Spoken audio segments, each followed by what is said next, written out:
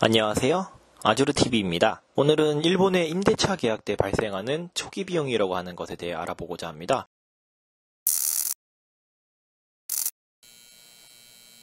우선 초기 비용이란 무엇일까요? 초기 비용이란 일본에서 방을 계약할 때 최초로 발생하는 여러 비용의 총합을 뜻합니다. 보통 집세의 3배에서 4배에 해당되는 금액이 발생하죠. 크게 8개의 항목으로 분류되는데 위의 항목들이 왜 발생하는지 알아보도록 하겠습니다. 첫 번째 항목, 시키킹입니다. 시키킹은 엄밀히 말하자면 보증금에 해당합니다.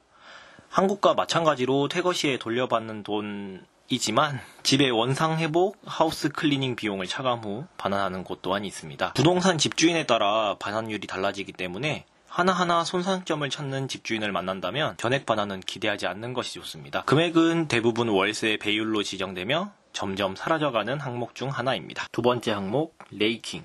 레이킹은 옛날 일본에서 집을 구하기 어렵던 시기부터 이어져 온 문화입니다. 집주인에게 좋은 집을 빌려주셔서 감사합니다 라는 마음을 담아 사례금으로 지불하는 항목입니다. 다만 최근에 레이킹은 사례금에 더해 집의 품질과 관리의 척도로 이용되고 있습니다. 예를 들어 레이킹이 높을수록 보다 관리를 잘하고 주의시설이 좋은 건물이라고 표현할 수 있겠네요. 하지만 학교나 역 주위 등 편의시설의 근처라면 입주자가 한정되다 보니 레이킹을 높게 책정하는 경우가 많습니다. 시키킹과 마찬가지로 월세 배율로 요구를 하게 되지만 돌려받지 못하는 금액이기 때문에 생활한 기간에 맞추어 생각하는 것이 좋습니다. 세 번째 항목, 보증회사 이용료입니다. 일본의 부동산 버블 붕괴 이후 고액의 보증금을 맡기기 부담스러운 시대에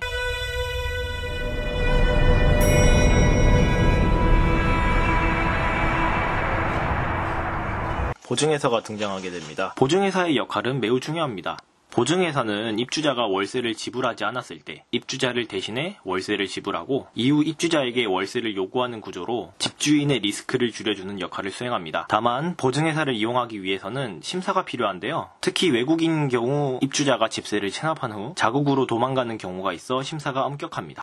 부동산과 집주인 입장에서는 집세가 안 들어올 리스크가 현저히 줄어들므로 반드시 가입해야 하는 항목입니다. 비용은 총 월세의 비율로 지정되며 비율은 65%에서 100%로 매우 다양합니다. 보증회사와 보증 플랜이 다양하기 때문에 어떤 보증회사의 어떤 플랜을 이용하는지 또 갱신은 어떻게 이루어지는지 확인하는 것이 좋습니다. 네 번째 항목, 가재보험료. 많은 분들이 아시다시피 일본은 매해 자연재해의 영향을 많이 받습니다. 지진, 태풍 등의 자연재해로 인해 발생하는 침수, 화재 등의 기물파손은 개인으로는 보상할 수 없는 금액입니다. 건물에 따라 집주인이 전액 부담하는 경우도 있지만 반드시 의무적으로 가입해야 하는 부분입니다. 1년에서 2년 단위의 플랜이 가장 많고 2년 기준 15,000엔에서 25,000엔의 비용이 발생합니다. 다섯 번째 항목, 하우스 클리닝입니다.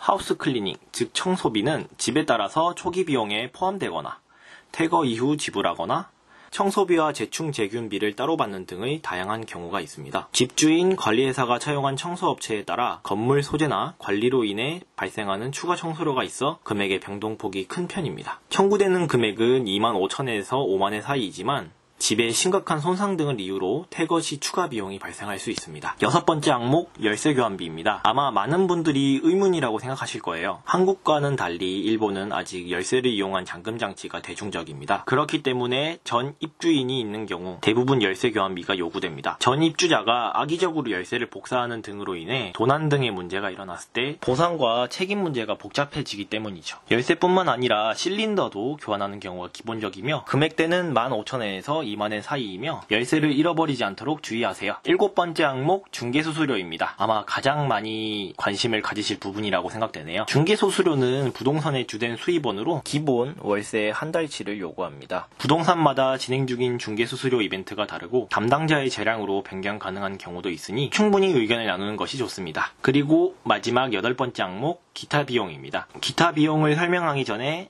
앞의 항목들을 정리해보면 내가 낸 초기 비용이 어디로 향하는지에 따라 크게 3가지로 분류됩니다. 첫 번째, 집주인에게 향하는 비용. 가장 처음 말씀드렸던 시키킹과 레이킹이 해당됩니다. 두 번째, 소모되는 비용입니다. 집의 계약 철저에 필요한 비용들이 해당되고 각각의 담당 회사로 비용이 사용됩니다. 세 번째, 부동산에 지불되는 비용입니다. 마지막으로 소개했던 중개수수료가 해당됩니다. 기타 비용에는 입주하는 지역, 건물, 부동산에 따라 추가적으로 발생하는 비용이 달라집니다. 일절 비용이 발생하지 않는 경우도 있고 다양한 비용이 발생해 총기 비용이 늘어나는 경우 또한 존재합니다. 추가적인 비용이 어디에서 발생하는지, 왜 발생하는지 처음 견적서를 받았을 때 반드시 확인하시길 바랍니다. 오늘은 일본에서 집을 구할 때 발생하는 초기 비용에 대해서 알아보았습니다. 다음에는 더 알찬 지식으로 일본에 대해 전해드리겠습니다.